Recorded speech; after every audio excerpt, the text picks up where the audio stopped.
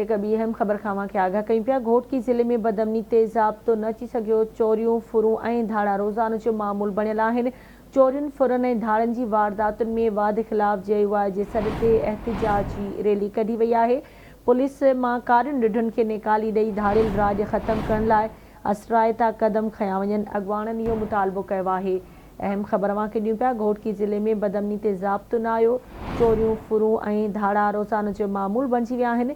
चोरियुनि फुरुनि ऐं धाड़नि जी वारदातुनि में वाध ख़िलाफ़ JUI जे सॾ ते एहतिजाजी रैली कढी वई। पुलिस मां कारियुनि ॾिढुनि खे निकाली ॾेई धाड़ियल राॼ ख़तमु करण लाइ असराइता क़दम खयां वञनि। अॻवाननि इहो मुतालबो कयो आहे। तफ़सील मालूम कंदासीं मीरपुर माथेल मां आवाज़ जे रिपोर्टर लतीफ़ वसीर खां। जी लतीफ़ वसीर, कहिड़ा तफ़सील आहिनि, आगाह कजो।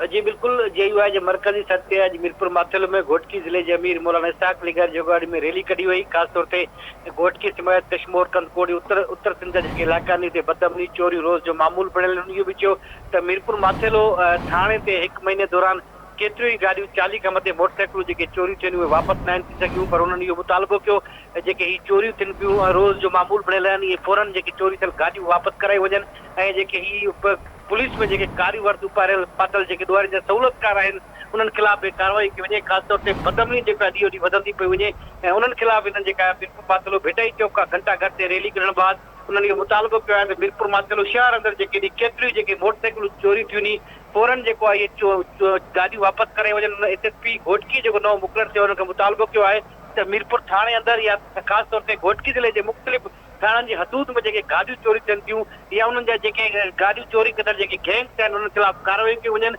ऐं उन्हनि इहो मुतालबो कयो त घोटकी समेत कश्मीर कंदकोट चोरियूं फुरूं माण्हू अॻुवा जेके रोज़ जो मामूल बणियल आहिनि उन्हनि ख़िलाफ़ जेको कंट्रोल कयो वञे ऐं जेका अॻुवा थियल माण्हू उहे वापसि कराया वञनि। जी ठीकु आहे, वञी महिरबानी लतीफ़ वसीर अपडेट करण लाइ।